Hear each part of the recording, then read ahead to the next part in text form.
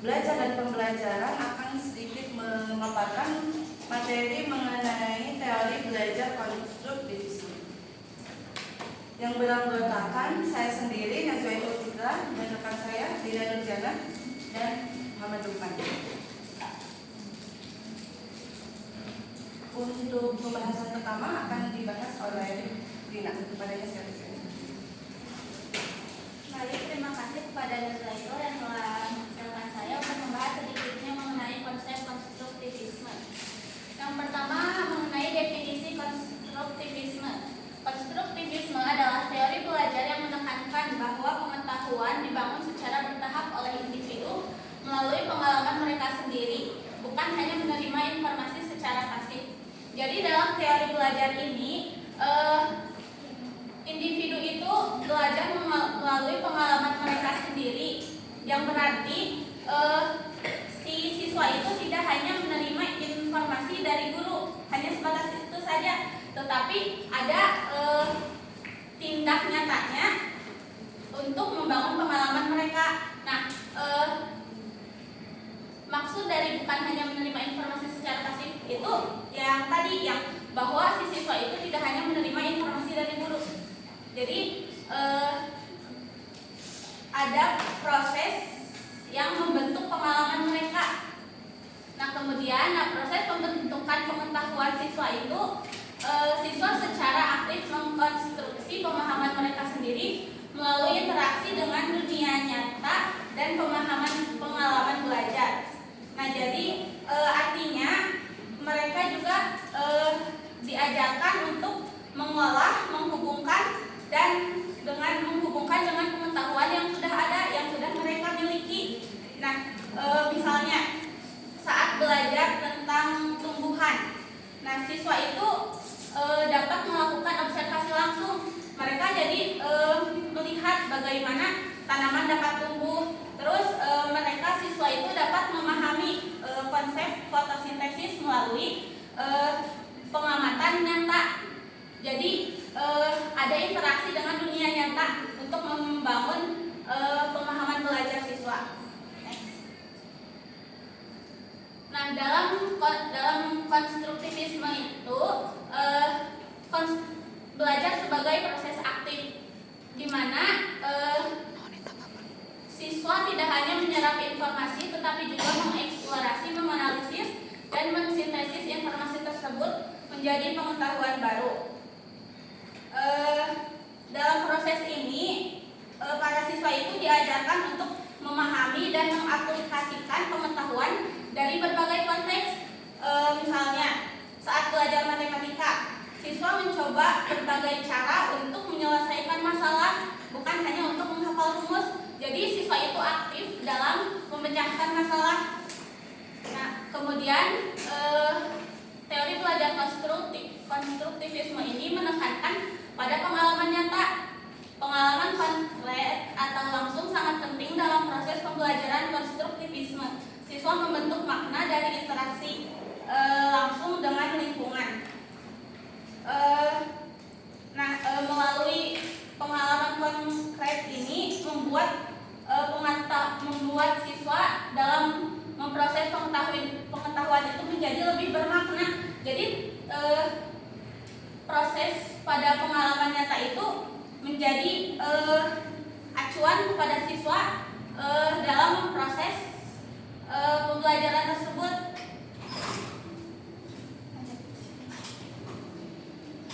Kemudian ada peran individu dalam pembelajaran. Nah, konstruktivisme menekankan bahwa setiap individu memproses informasi dan membentuk pemahamannya sendiri berdasarkan pengetahuan yang sudah dimiliki. Nah, jadi setiap individu memproses informasi dan membentuk pengetahuan mereka sendiri berdasarkan pengetahuan yang sudah mereka miliki sebelumnya. Oleh karena itu, pembelajaran ini bersifat personal untuk setiap dan unik untuk setiap siswa berdasarkan pengalaman masing-masing dari setiap siswa. Kemudian kolaborasi dan diskusi. Nah, dalam pendekatan ini siswa didorong untuk bekerja sama, berdiskusi, dan bertukar ide sehingga pemahaman mereka dapat diperluas melalui interaksi sosial. Nah, jadi dalam teori belajar ini diperlukan adanya berbagai interaksi antara siswa. Jadi dengan adanya diskusi, bertukar ide, jadi bisa memperluas pemahaman mereka. Jadi tidak hanya mereka sendiri yang belajar, tetapi berproses dengan interaksi dengan siswa yang lainnya. Kemudian guru sebagai fasilitator. Dalam konteks konstruktivisme, guru berperan sebagai fasilitator yang memberikan dukungan dan bimbingan bagi siswa dalam menemukan konsep dan solusi sendiri, bukan hanya sebagai pemberi informasi langsung. Jadi dalam teori ini guru itu hanya sebagai fasilitator yang memberikan arahan kepada siswa, tapi selebihnya itu diserahkan kepada siswa agar siswa itu dapat memecahkan masalahnya sendiri dengan konsep berpikir kritis. Sekian dari saya lanjutkan pada siswa itu.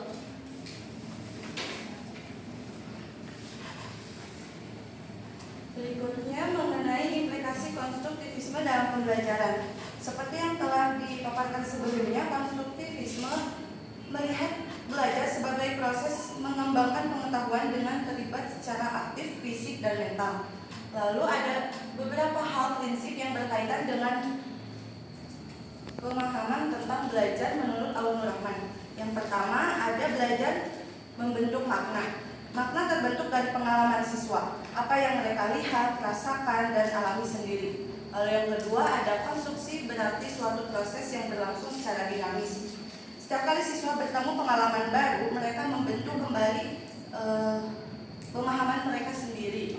Lalu yang ketiga, secara substansial belajar bukanlah hanya sekedar aktivitas menghimpun kata atau informasi.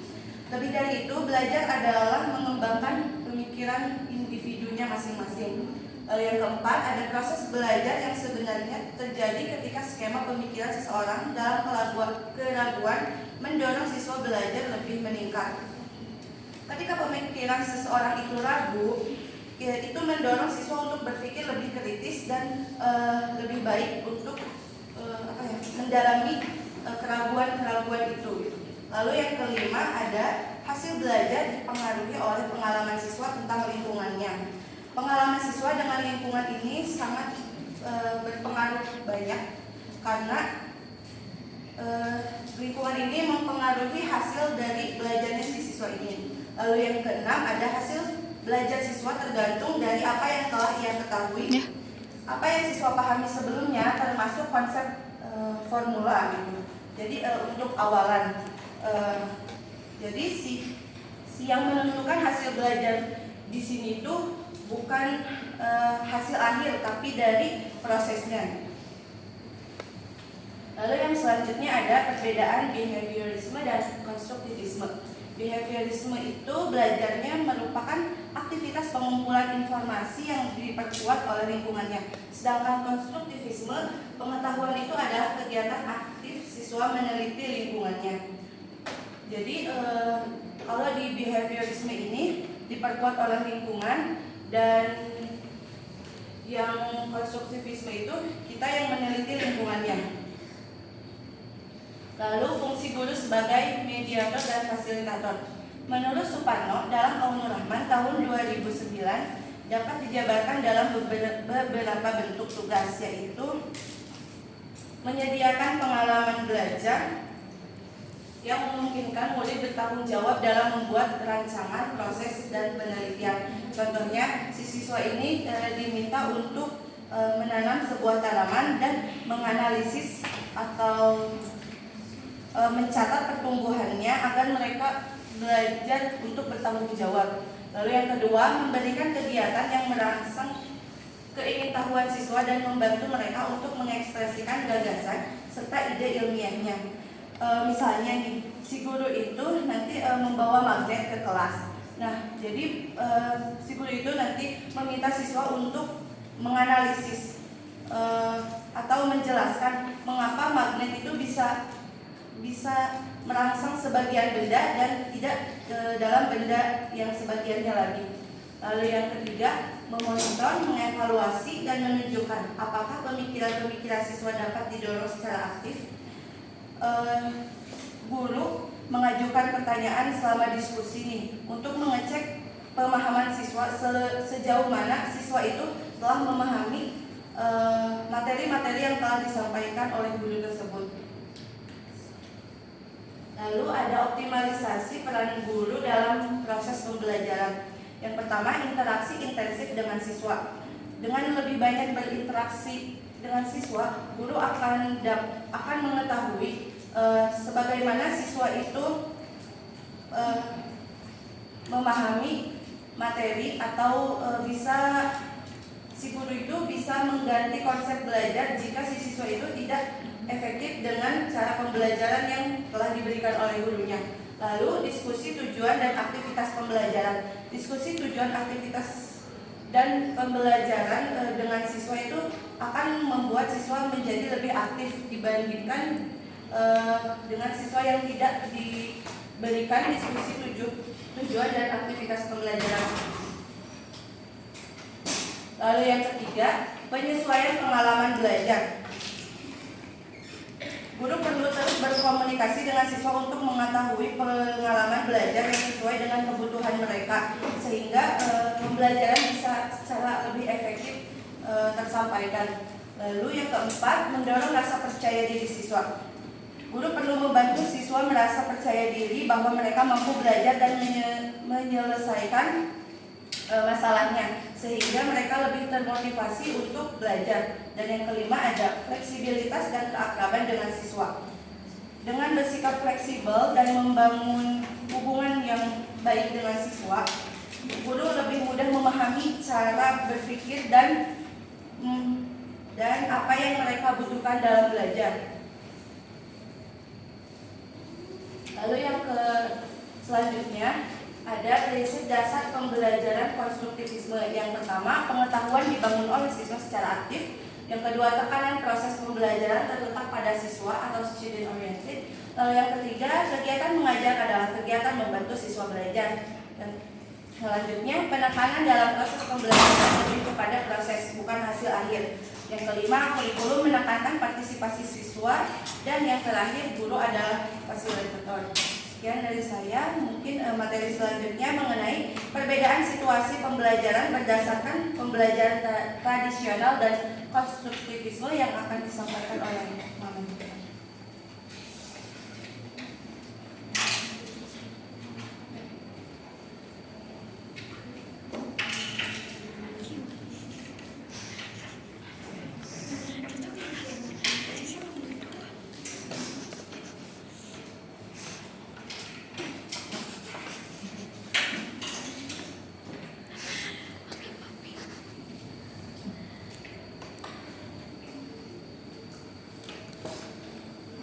Oke, selanjutnya saya akan membahas tentang perbedaan situasi pembelajaran berdasarkan pembelajaran tradisional dan konstruktivisme. Pertama, kita lihat dari aspek ruang lingkup pembelajaran. Dalam pembelajaran tradisional disajikan secara terpisah bagian per bagian dengan penekanan pada pencapaian keterampilan dasar. Nah, berarti bahwa dalam model pembelajaran tradisional ini materi pelajaran disampaikan secara bertahap, dan setiap bagian atau topik yang diajarkan itu tidak terlalu banyak menghubungkan satu konsep dengan konsep yang lainnya, dan fokus utamanya itu untuk agar siswa menguasai keterampilan dasar terlebih dahulu sebelum melanjutkan ke tahap berikutnya. Sedangkan dalam pembelajaran konstruktivisme disajikan secara utuh dengan penjelasan tentang keterkaitan antar bagian dengan penekanan pada konsep-konsep utama. Berarti materi-materi yang disampaikan itu disajikan secara menyeluruh sehingga siswa dapat melihat bagaimana setiap bagian dari materi itu saling berhubungan, dan fokus utamanya itu memberikan kepada siswa gambaran yang lebih besar. Selanjutnya dari aspek kedudukan siswa. Dalam pembelajaran tradisional, siswa dilihat sebagai sumber kosong tempat ditumpahkannya semua pengetahuan dari guru. Nah, berarti siswa ini dianggap sebagai wadah kosong yang tugasnya hanya yang seperti orang kosong yang tugasnya hanya menerima semua informasi atau pengetahuan yang diberikan oleh guru atau hanya sebagai penerima pasif. Selanjutnya yaitu dalam pembelajaran konstruktivisme, siswa dilihat sebagai pemikir yang mampu menghasilkan teori-teori tentang dunia dan kehidupan. Berarti siswa ini didorong untuk berpikir kritis dan dianggap mampu membangun teori atau pemahaman baru berdasarkan interaksi mereka dengan orang lain. Selanjutnya dari aspek penyelesaian masalah pembelajaran, dalam pembelajaran tradisional selalu mencari jawaban yang benar untuk memvalidasi proses. Berarti pendekatan ini menekankan bahwa hasil akhir atau jawaban yaitu lebih penting daripada proses berpikir. Dengan kata lain, pembelajaran dianggap valid atau berhasil ketika siswa mencari jawaban yang benar sesuai dengan materi atau instruksi dari guru. Kalau dalam pelajaran konstruktivisme, guru mencoba mengerti persepsi siswa agar dapat melihat pola pikir siswa dan apa yang sudah diperoleh untuk pelajaran selanjutnya. Berarti tujuannya yaitu agar pembelajaran berikutnya bisa dirancang sesuai dengan kebutuhan siswa berdasarkan apa yang sudah mereka pahami dan apa yang masih perlu dikembangkan. Selanjutnya dari aspek penilaian proses pembelajaran, dari pembelajaran tradisional merupakan bagian terpisah dari pembelajaran dan dilakukan hampir selalu dalam bentuk tes atau bimbingan. Nah, dalam pendekatan ini evaluasi tidak selalu terintegrasi dengan proses pembelajaran secara keseluruhan. Sebaliknya, ujian atau tes ini dilakukan di akhir pembelajaran sebagai cara untuk menilai hasil dari belajar siswa. Selanjutnya dari pembelajaran konstruktivisme merupakan bagian integral dalam pembelajaran, dilakukan melalui pengamatan guru terhadap hasil kerja melalui pameran karya dan portofolio. Berarti bahwa penilaian dalam konteks ini dianggap sebagai bagian yang sangat penting dan tidak terpisah dari proses pembelajaran itu sendiri.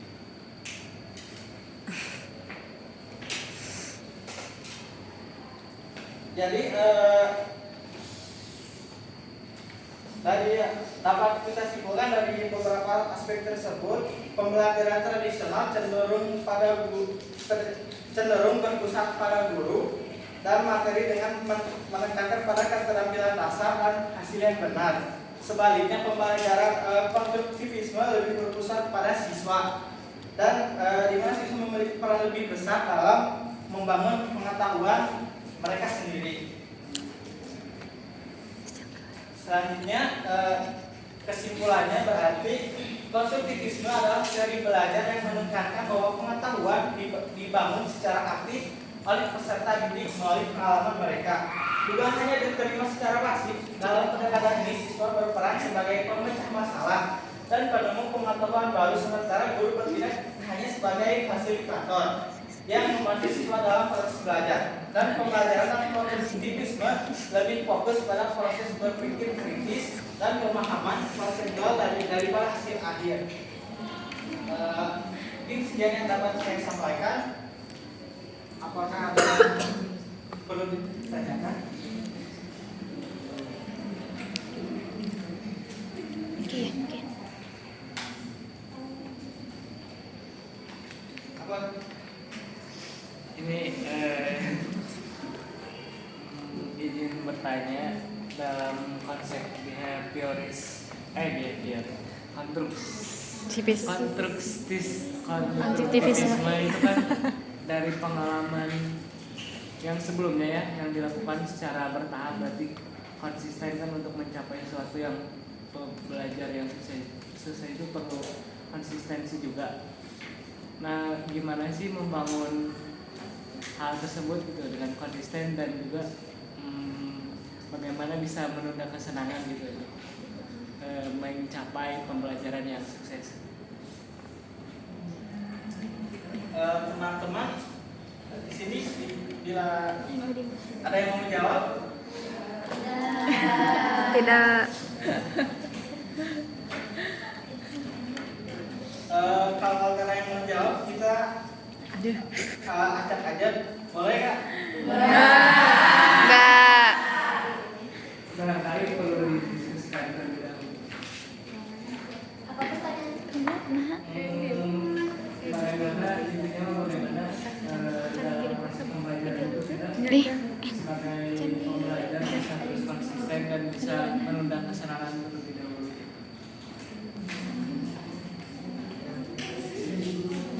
Agar tercapai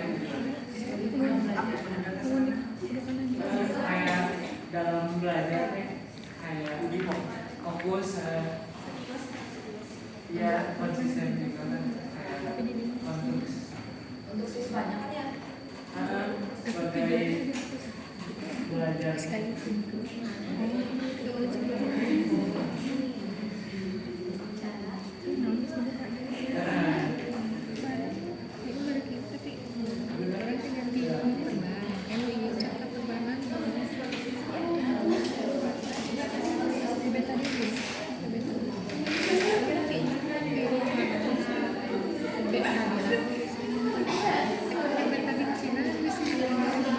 Betarin Cina emang ya?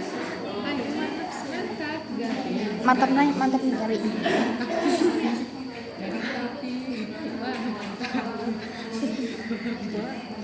Nanti sama si Ilham teh naon?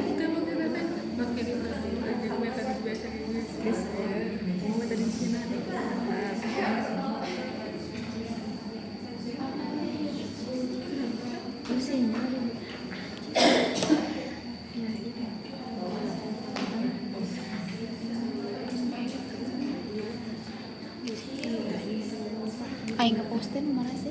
Ngepost. Iya, sian geusan, iya kan? Menurut aku nggak tahu kak, pertanyaan kamu teh dari POV mana, dari POV pembelajarnya. biar jelas aku ulang lagi ya, kayak bagaimana konsesi sebagai pembelajar dan juga bagaimana cara menerapkan ke murid agar bisa konsisten. Jadi dua POV Konsisten dalam belajarnya. dalam belajar Itulah. berdasarkan konstruktivisme, menumbuhkan prinsip yang konsisten.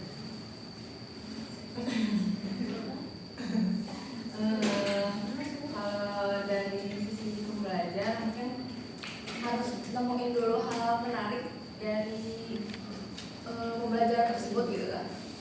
Kayak kalau misalkan misal dari cara gurunya ngasih pembelajaran atau cara apa ya, misal kayak cara dia cara dia mengajar di kelasnya itu loh, kayak kadang ada siswa yang gurunya lucu nih, maksudnya kayak cara menyampaikannya bagus, nah jadi suka kan belajar sama guru itu kan. Nah, jadi menurut aku mah si siswa itu kan bisa ngerasa kayak jadi terus konsisten kan, ngerti tak maksud aku?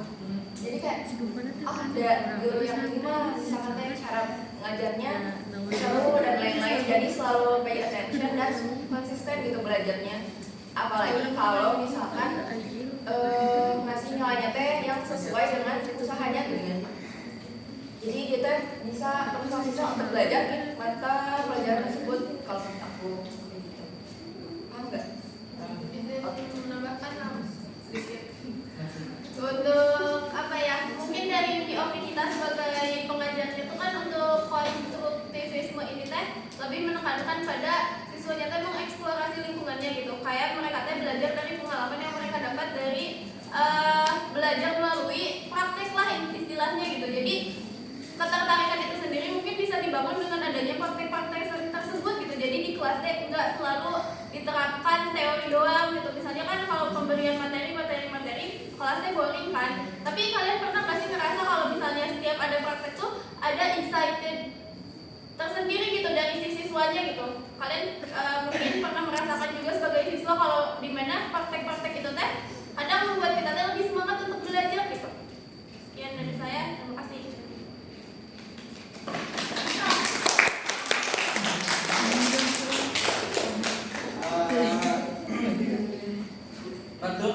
berarti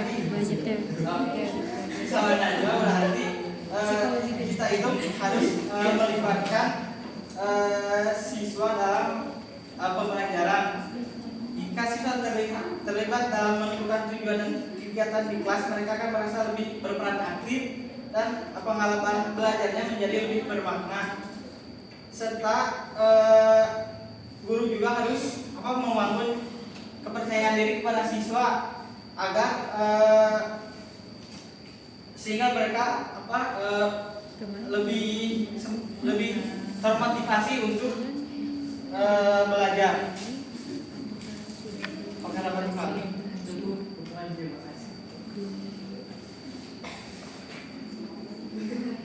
Apakah ada lagi yang bertanya?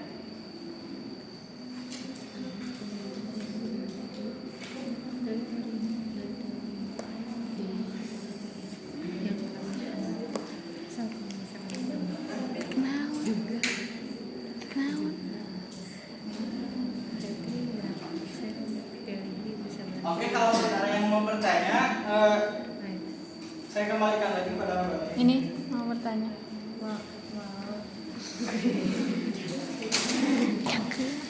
Mau bertanya, mungkin sudah ada dua sih. Nah, pertanyaannya tuh yang kalian amati gitu 003. dari proses belajar kalian sebagai mahasiswa, entah sebagai siswa juga, ada nggak sih implementasi yang berhasil dari teori ini? Satu. Yang kedua, seberapa berhasil teori menurut kalian ini mah? Berapa persen berhasil teori ini bakal berhasil jika diimplementasikan kepada siswa? Nah, itu alasannya kenapa gitu kalian ngasih revisi gitu? Itu aja.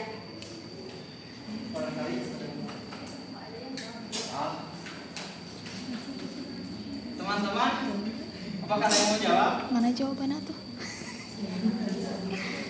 PR nanya.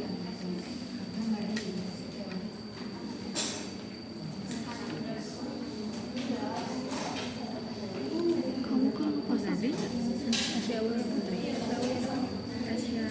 Aulia Putri. Teman-teman, maaf, apa ada yang mau menjawab pertanyaan dari Fem?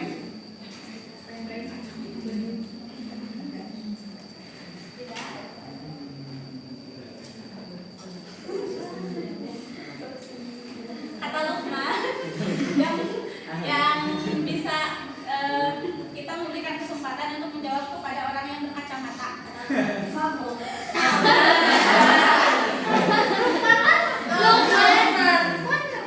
Kocak lu.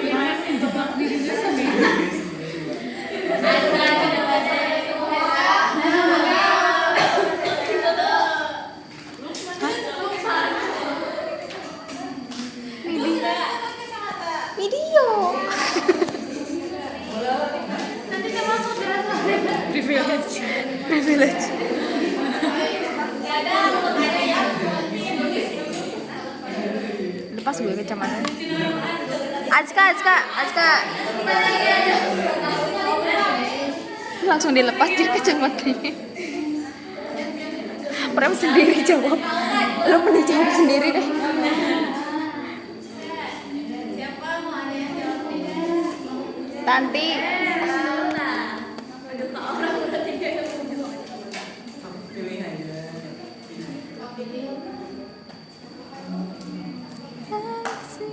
Yukis mau jawab nggak?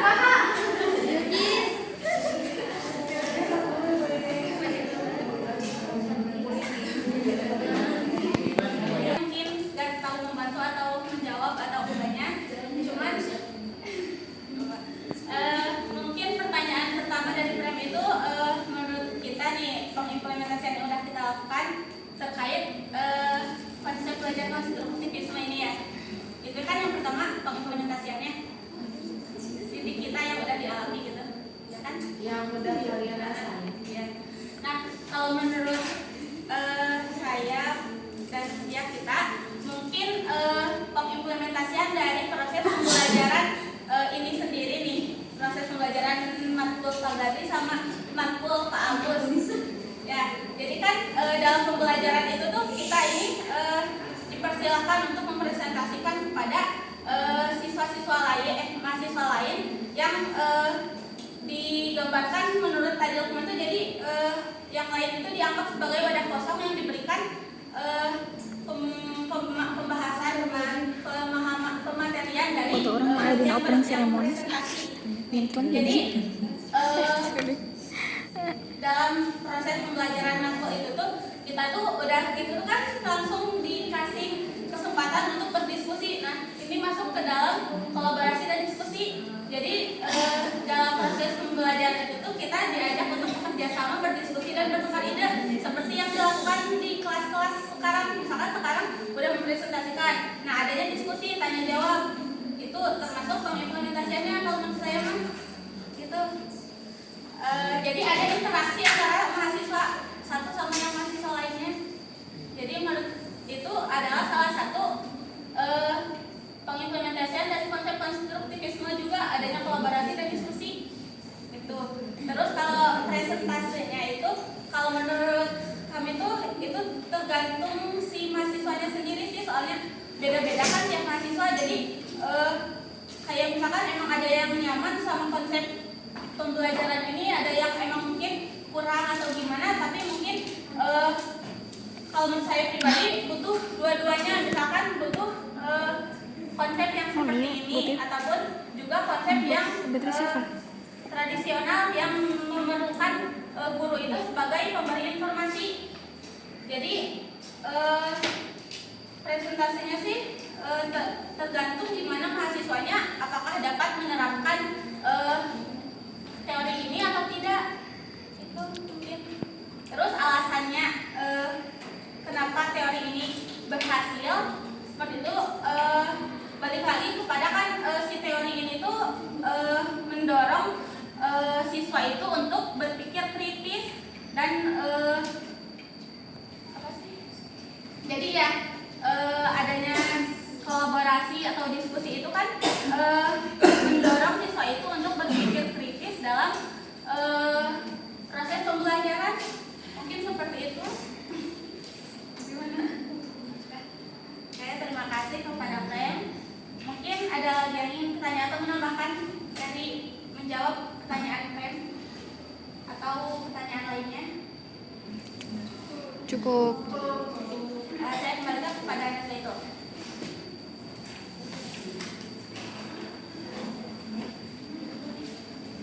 Baik, sekian dari kami. Mohon maaf jika terjadi banyak kesalahan. Kami cukupkan sekian. Assalamualaikum warahmatullahi wabarakatuh. Waalaikumsalam warahmatullahi wabarakatuh.